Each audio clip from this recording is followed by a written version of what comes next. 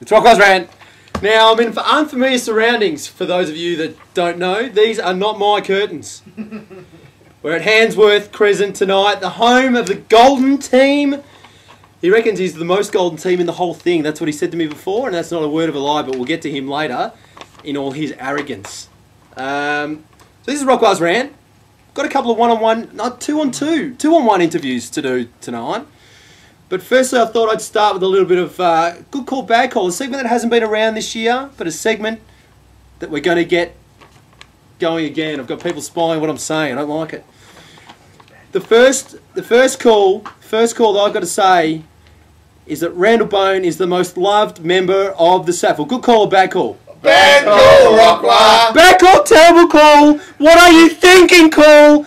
Randall Bone is a knob, and everyone knows it. And he gets on the yap in the coach's box, and he seems rubbish. Predictor says he's getting relegated, and he was fourth 2 weeks ago. Saw yourself out, Randall Bone, and get down to Auskick. Anyway, moving on.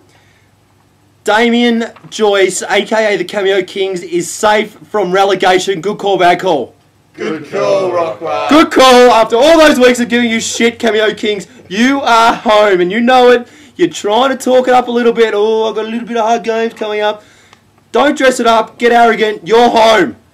Now, I hope that doesn't come back to bite you on the ass, Cameo. But anyway, moving on. I might move on to my first interview for the night and ask the boys Rizzo to come and take a seat either side of me. That's the Golden Team and Panda the Pie. Now, not only does Panda been complaining that he doesn't get a mention, I've actually gone to the step of getting him on the rant. So hopefully,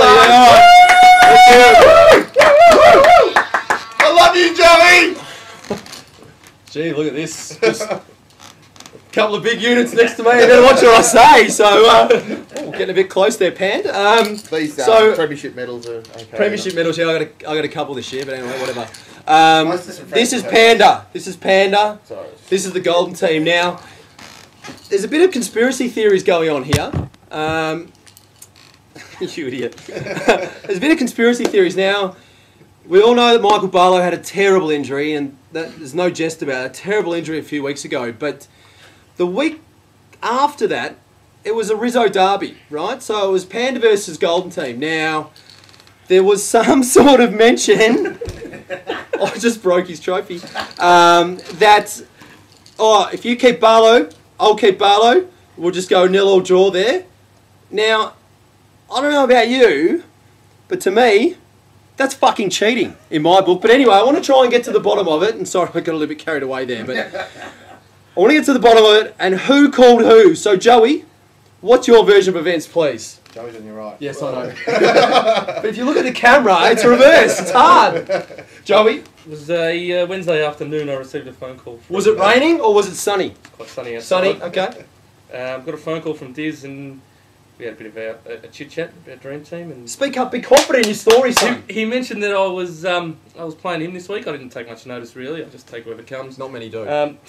And he said, well, maybe we should just let Barlow go this week, leave the trade, just in case, see what happens, give us ourselves a little bit of an advantage the following weeks with trades. I said that probably wouldn't be the right thing to do, Diz. Wouldn't be fair on everyone else. Because, just as background, Joey, you've never actually said a bad word to anyone about anything in your life. Just a genuine good guy, really. Yeah, that's what the blokes at cricket always tell me, especially the opposition. Now, that was the first phone call, and I said, well, I don't know if we can really do that. It might not be fair, and just get on with it. He said, we'll talk about it later in the week, and that was it. Now, I received a phone call about 6 o'clock on the Friday, saying, what are we doing? Are we trading? Are we doing it? Are we trading? And I said, no. Right on for 10 minutes, I don't think we can do it. I don't think we can do it. And he said, well, come on, we'll do it. And he pushed me a little bit.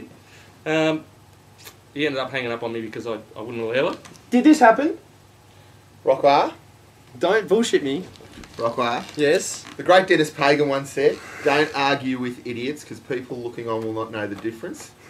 Anyone who knows Joey knows he's full of shit. I'm not going to justify my side of the story here. I've put my side of the story to the SAFL Commission. Yep. It's up to them to take the appropriate action. Yep. So the fact that you're actually not responding to these accusations means that it's absolutely factual. This happened. Pandas Pies tried to cheat. Now, I'm not one to make big calls, but that happened.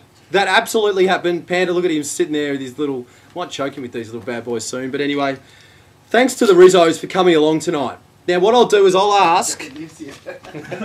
Oh, yeah, it's Riz's house. Thanks, Joey. Thanks, Joey, for coming to your house. Now, there's a big game this week in the Nationwide. It's a massive game, actually. And we'll start by a bit of a presentation, but we'll get the two combatants over. Thanks very much, Rizzo boys. Off you go. Yeah, woo! Thanks very much. Very well done. Very well done. Now, we have the man who's been setting the pace all year. Babo's ball getters. Babo's ball getters over here.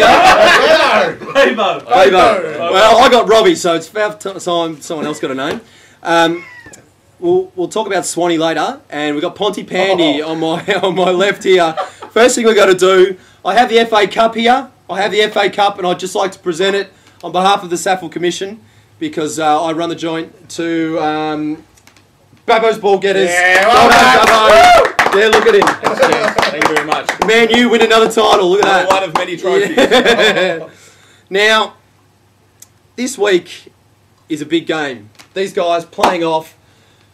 Ponty was saying to me before, he said a lot of things actually before.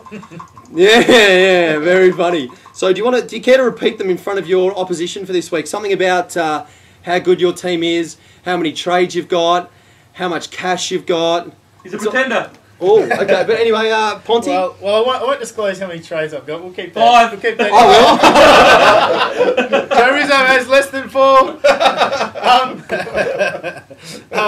Well, I'm just thinking that I'm in an okay position to strike, and Babo might be. He's been up for a while, so it could be a down week for the ball getters.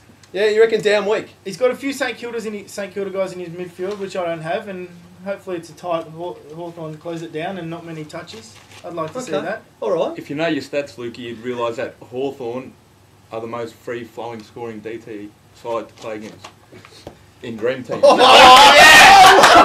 Why is number 1? Hold on. Why is number 1? That right there, people. That's the standard that we expect.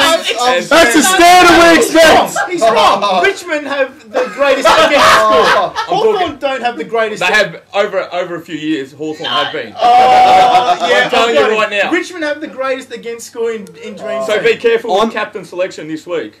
Pick Sam Fisher. Ooh. There's one from left field. Now Hawthorn play front. They play frontal pressure, so Sam Fisher won't get those cheap marks. Okay.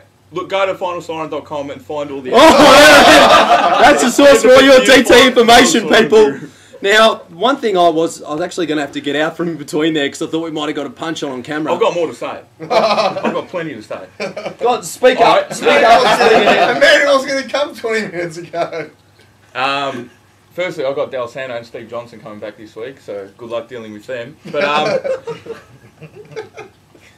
I've forgotten now. You didn't have plenty to say. That's absolute bullshit. Like a deer in the headlights. Oh God! Dear. Ponty's had too many Scotch and Cokes. Clearly. Oh yes, I got it. Okay, go. How about we both choose the same captain this week and let the rest of us... And then we'll know who the better team is. I've taken this back. That's cheating. It's out. Now, Rockwell, do you have something to withdraw or comment to? No, you're still a pretender. The predictor that I've got in my hot little hand says so. You're going to finish outside the top 4. Can I ask how you did that predictor? No, you can't. You got Joey beating me. Yeah, but in the last game of the season. But your team is terrible. You got Jared Brennan. The predictor doesn't lie, Babs. All right, the predictor doesn't lie. Oh, gee, there's a bit of swag going on here. I might leave the camera rolling for an extra 10 minutes to see if there's any punch-ons afterwards, people. But we've only got 40 seconds to go. Cameo King, is there anything at this point you'd like to ask of any of the combatants for tonight?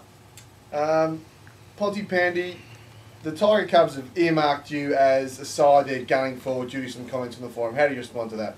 In 25 seconds. In 10 seconds or less. It was a comment all in jest and out of a mark of respect for the Tiger Cubs. Just to the Tiger Cubs, he thinks you're rubbish and he wants that scalp, so look out. Anyway, this has been Rockwell's Rant, coming from with Tulla, whatever I said then, and... Go the ball getters! Well, go ball getters. No, go...